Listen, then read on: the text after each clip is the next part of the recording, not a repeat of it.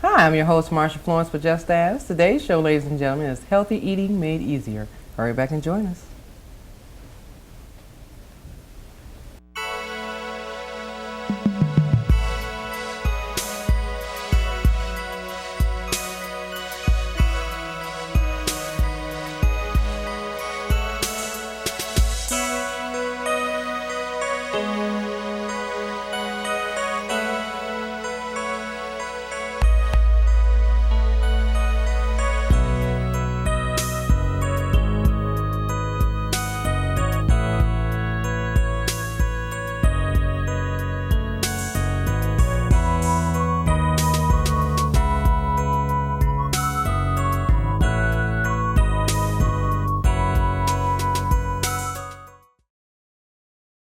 Hi, I'm your host, Marsha Florence with Just Ask. Today, ladies and gentlemen, our show is Healthy Eating Made Easier, and we have registered dietitian with us, Stephanie Vela of Solar Life and Fitness Center. Hi, Stephanie. Good morning. Glad to have you here. Thank you. Good. Well, first of all, I want to tell you, we said glad to have you here. We're glad to be here at Solar Life Fitness Center. So I wanted to go into a little bit about yourself and about Solar. Sure. Well, Solar Life and Fitness is part of Beaumont Health Systems. It's Beaumont's medically based health and wellness center. So we're a little different than other health facilities where we have both the fitness side of health and wellness as well as the nutrition side. And that's where my job comes in. As a registered dietitian, I teach nutrition education classes here, do cooking demonstrations, and also counsel members and non-members for nutrition counseling for different types of diseases, healthy weights, those types of things. Okay, wonderful, wonderful. Now, the key word here, I heard you say cooking, so we'll hold you to that part. Now, today, ideally we came here because we wanted to give people a chance to start to eat more healthy and do right for themselves at best. And in the beginning of the year, all the time after the new year, we say, oh, we're going to diet. Oh, we're going to start losing weight. And I don't think we all know if we can do it just in any time of the year, it'll go around for the entire year instead of trying to pick a certain time of year. Exactly. And really what I teach a lot is not a diet, but a lifestyle change. Mm-hmm. So a lifestyle change is not something that you only do during certain times of the year. A lot of things I hear is that people want to lose a few pounds maybe for bikini season, or they want to lose a few pounds before the holidays, something like that. Mm-hmm. Get a lot of people coming in with New Year's resolutions to start really changing. But really a lifestyle change is something that you can do at any time, even if you maybe quote unquote fall off of what you're used to doing. It's something that you can always get back on. It's not a diet where if you eat a cookie, the whole thing is blown. Okay, and we've been under that perception for years that, oh, I ate that cookie, well, I might as well eat the whole roll now. Exactly. Okay. Exactly. Okay. And that's not healthy at all. That's not a healthy mindset. I tell everybody everything in moderation. We're all humans. We're going to eat those cookies. It's just how many we're eating in one sitting. Right, because every now and then you have this little twinge after you have dinner or whatever. I wouldn't mind something sweet. Exactly. So are you saying at some point if you do have something sweet, do you still measure and monitor how much? You do, especially for anybody with diabetes. That's where making sure how many you're having in one sitting really comes into play. If you are going to have something that's sweet, have just a little bit of it. Have something else along with it, maybe something like a cold glass of milk, something that has some protein in it as well. Make for a more balanced little snack. Okay, so now cut the sugar take in half. You could do that. Having a smaller portion would be something like that. So if you're having a slice of cake, that's fine to have a slice of cake, but if you're also going to be having ice cream on the side, you're going to want to have a smaller slice of both the cake and then a smaller portion of the ice cream. Okay, that makes sense. I'm thinking a lot of times what we're under the impression of, like we said before, when I blew it for the day, so I might as well just go ahead and eat everything because I already blew it for the day. Yep. But that doesn't necessarily play a factor. No, not at all. It's all about balancing. If you have one day where you feel like eating things like pizza and ice cream, that's going to happen. We're all humans. What's important is maybe the next day making sure that you get in a healthy breakfast to start your day off right, adding in some more fruits and vegetables to balance out what happened the day before. Okay. Now what about exercise? You see it, is it not mandatory, but it doesn't fit into the category if you're eating right, you should do some form of exercise? Absolutely. Regardless of how you're eating, you still should do some form of exercise. it's important even for somebody just to get up and move around the house if that's as much as your limitations will allow you. Something as simple as getting up to change the TV station. For some people, that's a perfectly fine form of physical activity. For others that don't have any disabilities or limitations, maybe going on a walk, even maybe riding a stationary bike, something like that. It is important to fit in at least 15 to a half hour of exercise pretty much every day. Okay. You really should be getting up every day. So eating healthy, that doesn't mean I can't eat my favorite foods. Exactly. Okay.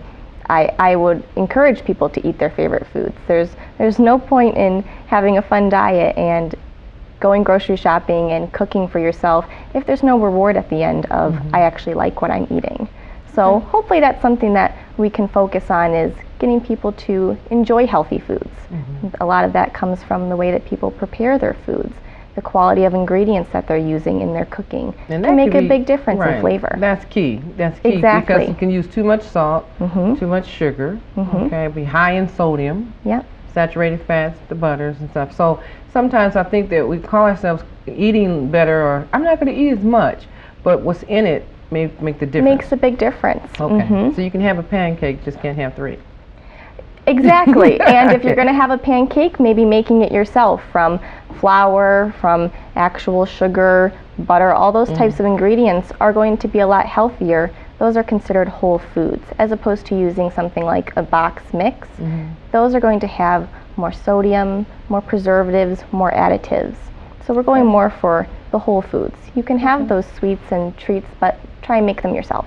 Well, it sounds almost like we should go back to, and I shouldn't say go back to, but at one point in time where in school was home ec, so that you can learn how to make fresh biscuits or homemade donuts or applesauce. We don't do all those things anymore, so we're a fast food nation and microwave nation. So that's exactly what I teach a lot, is taking a step back and developing your own relationship with food. Many of us are in the car, we stop at the drive-through, and we scarf down our meal while we're in traffic.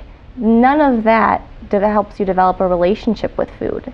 There's a big difference between that and going to the grocery store, maybe going to a farmer's market, being able to talk with the person that grew your food, coming home, preparing it, cooking it, sitting down and enjoying it. Is a much different experience than sure is. chowing down in the car. Well, I'll tell you what, Stephanie, we're going to take a break and we're going to come back and we're going to talk more about healthy eating, ladies and gentlemen. We'll be right back.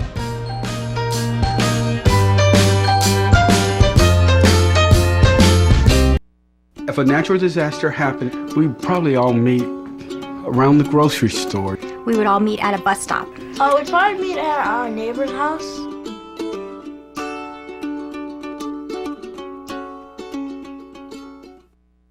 And welcome back to the show. Now, ladies and gentlemen, today we're doing Healthy Eating Made Easier, and we have registered dietitian with us, Stephanie Vela of Solar Life and Fitness Center, part of Beaumont, okay? So basically what I'm trying to get you all to see is that, you know what, I don't care what time of the year it is, you start to eat better, you'll start to feel better, and you will incorporate some form of exercise. So Stephanie's going to give us some insight on how to portion control your plates and some of the things that you can eat or take away just because you're trying to do better. Okay, now Stephanie, I know we left off with some good information here, so ideally I see these plates here, and I have a question now. Some people say I don't like to cook. Yep. Okay, so if a person you are, having consultation with says, well, I don't like to cook, what can I eat or what can I do? What do you say? There's two different options I really give them. A lot of the time people will go out to eat, and they think because they're going out to eat, it's a free-for-all, they can do whatever they want. And realistically, the portion sizes when you go out to restaurants are way too big. Right. So the first thing I always say is that if you're going out to eat, split your meal with a friend, split it with somebody else, ask for a half portion. You can box half of it up, take it home, eat the other half. And then the other thing to be concerned about is the preparation of the food at restaurants. Asking your server how your meat's cooked, what types of oils, or if it's cooked in butter, those kinds of things are going to make a big difference in the amount of calories and unhealthy fats that you're getting. Okay. easy substitutions at a restaurant. Instead of the French fries, maybe ask for another side of vegetables. Most restaurants will very easily substitute an extra side of veggies for one of the servings of carbohydrate.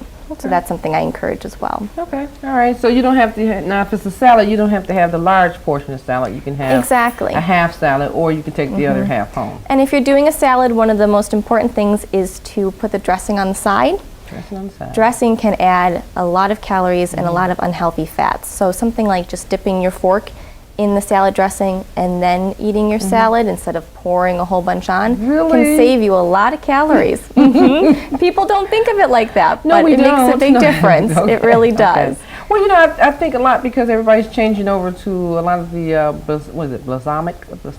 Balsamic vinegar, yep, right. and an olive oil. That's a great combination Right. for a salad dressing. So they're changing over to those so much that they think that they can just pour that on there and that, you know, Yep. it's okay. And while olive oil is a healthy fat, it's a heart-healthy fat, it still contains calories. So it's still going to add calories to your diet. It's not a free-for-all. Okay. All right. Now, I have a question off the cuff.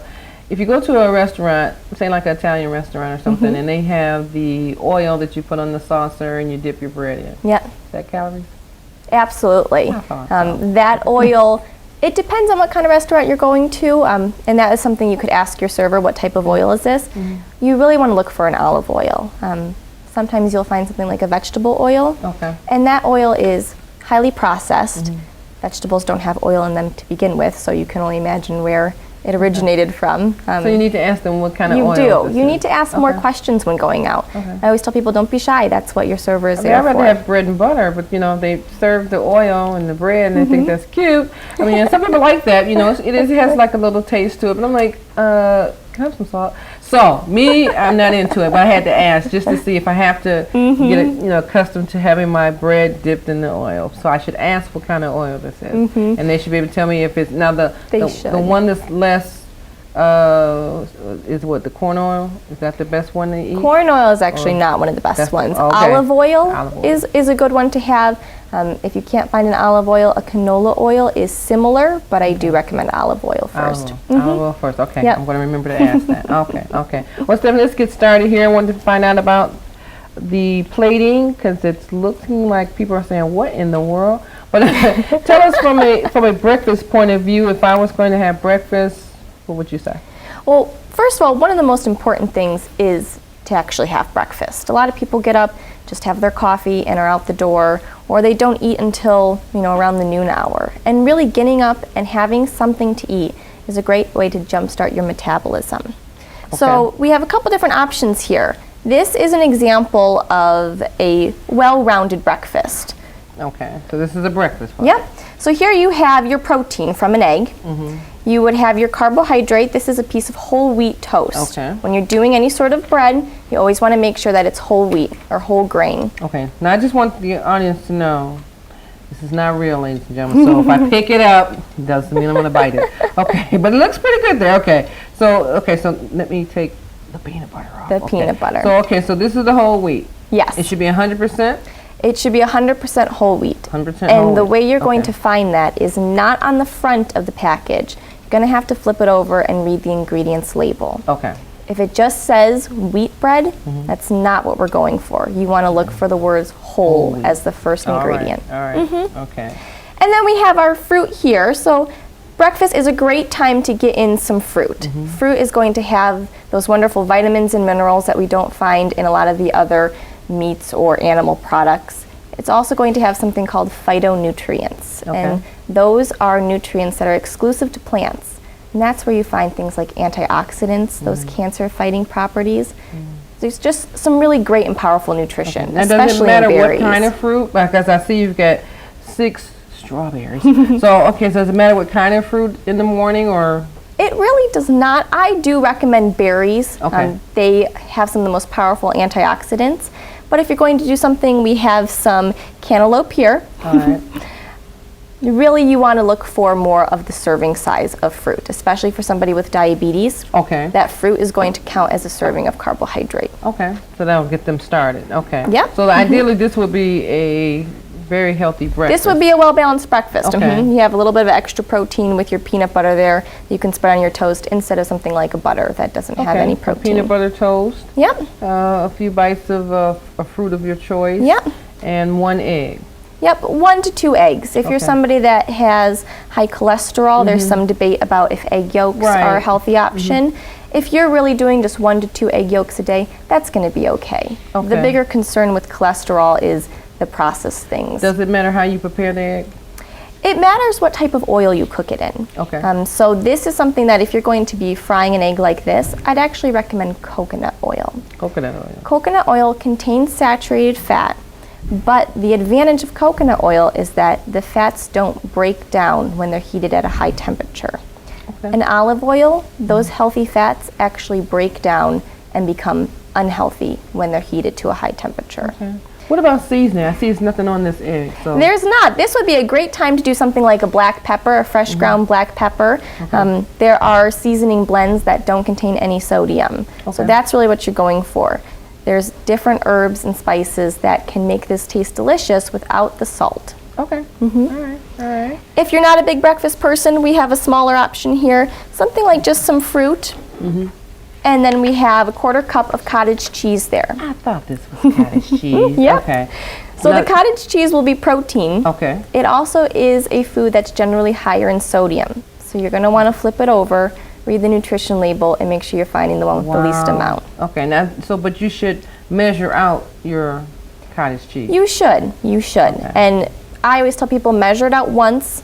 You're not going to measure out every single morning. That's silly. I'm not a cottage cheese eater. Is there something else I could try? Because this would upset me. Okay, so I mean, I would try something like this because I know people say, oh, if you eat cottage cheese and fruit together, you'll like it, you know. But I'm not sure. If you're not a cottage cheese fan, if you're not a dairy fan, there are many people that are lactose intolerant. Okay. There are a lot of different substitutions. Something like an unsweetened soy milk, just so that you can get a little bit of protein in the morning. That would be a good substitution. There's soy yogurts, different non-dairy based foods that are still going to contain some protein. That's what we're going for in the morning. A little bit of carbohydrate, a little bit of protein. You know, I've seen soy yogurt, and I was wondering, a lady was giving her child soy yogurt, and I was like, wow, that must be something new. So by right, that might not be anything new, but would you think or suggest that would be good for children, especially to start them off with soy products, even though they It may really depends. There are some children that develop a milk allergy right away, Right, and so then soy would be a different option.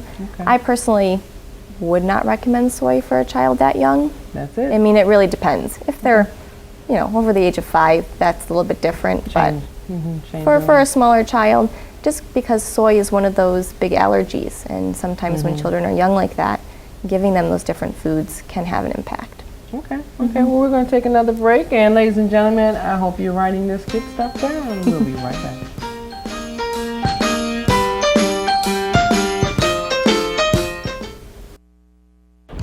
Do you know that stroke targets by color?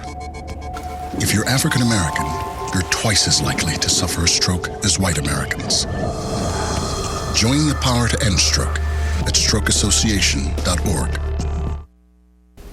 And welcome back to the show. Now, ladies and gentlemen, I'm learning something today from Stephanie about portion control and things that I should properly put on my plate.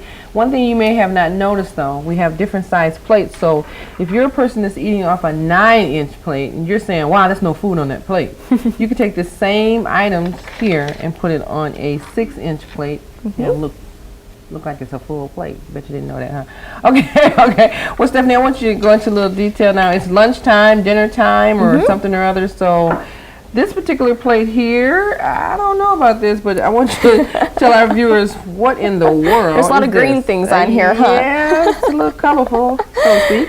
Okay. So we have here our 1/4 of protein. So this is a piece of turkey. For a serving size of meat, a good general rule of thumb is it should be the size of a woman's palm, Okay. not a big man's palm, a woman's palm, woman's palm. or a deck of cards. Okay. So you see this piece is obviously much longer than somebody's palm, but if you were to cut that in half, it'd be probably the thickness of a deck of cards. Okay. You can test it out if you want. Right. Hold this for me. Now, some gentleman at home is probably going, yeah, right, the woman's palm, I'm starving. Okay. And so this, you can see, is much longer in shape, but the idea is if you were to cut this in half, it'd be about the size of a deck of cards that would fit in your palm. That would That's what you're upset going me. for. Okay, okay. So, okay, now would this piece be incorrect then because it's the length of my hand instead of the... No, it doesn't matter the actual shape of it, just as long as the general idea is not any larger than a deck of cards. Okay. Is that any meat? Yep. Okay. Mhm. all That's right. going to be your Yeah, general good idea. time then. Okay. All right. And then we have here our quarter of our plate is our whole grain. This is brown rice. And you'll see for most people, if they're doing rice, maybe they fill up their whole plate with rice, top some of their other Oh, food yeah. on top. Oh, yeah. A serving size of rice is really about a half a cup. A half a cup. Oh, so this one has nothing to do with your hand. Okay. No. It's hot. Okay, okay. So, but it has, okay, so Yeah. now is brown rice way better than Absolutely. white It rice? really A little is. butter. The Okay. reason that brown rice is a healthier option is the same reason that whole wheat bread, whole wheat pasta, those same ideas. Brown rice is not processed, so it contains the protein, the fiber, the B vitamins that help us break down and metabolize our food. All those things are still intact. So you're getting more nutrition. Otherwise, if you're doing something like a white rice, that's just a simple carbohydrate. For somebody with diabetes especially, that simple carbohydrate is going to raise their blood sugar very fast, very quickly. Wow. Something that has fiber in it like this is digested much slower. They'll have a more steady rise in their blood sugar, which is what we would dignify as a more healthy option. And then you'll see the other half of our plate here is our veggies. And you can choose whatever veggies you want. If you're not a fan of green veggies, that's okay, but we have here some asparagus and then some steamed spinach. Okay. And leafy greens especially, those are becoming very popular. And the reason for that is they contain some of those great phytonutrients we were talking about earlier, those great antioxidants. Okay. They're high in fiber, vitamin K, so some great nutrients in So, here. quick question. You should have at least 2 portions of some form of vegetable. You really should. The idea is to fill half your plate with vegetables. So if this was a side salad, you know, maybe you would just have your whole half of your plate be a side salad. Okay, okay. And some meat is protein. Absolutely. Especially in the elderly population, a lot of them have a harder time getting in some protein. Sometimes it's harder to chew, those types of things. So making sure that you do try to incorporate those types of things are really what we're going for. I must have missed the boat. Is this cereal? It is cereal. Okay, almost look real, don't it? Okay, okay. So, and I'm sorry because I went back to the breakfast. We're back to breakfast. So, okay, if you have this, is this measured? This is a half a cup of cereal. That is a serving size of cereal. Half a cup. And is it bran? These, I believe, are supposed to be corn flakes, Okay. which are not exactly the most nutritionally dense food you Really? could have. I Corn love really a bowl doesn't of have- cornflakes. I have cornflakes and blueberries every morning, every Well, other the morning. blueberries are great, but corn flakes really don't have very much fiber in them. So fiber is something that will help keep you fuller longer, especially for anybody trying to lose weight. If you're doing smaller portion sizes, that fiber will help fill you up. Okay. No, she just hurt my feelings, ladies and gentlemen, because me and Kellogg's are good friends. Okay, okay. I'll think of something else then. Okay, so raisin bran? That would be an option. You do want to be cautious with different cereals with added sugars. Something like, even in the morning, a juice. Those are places that added sugars can really be hidden.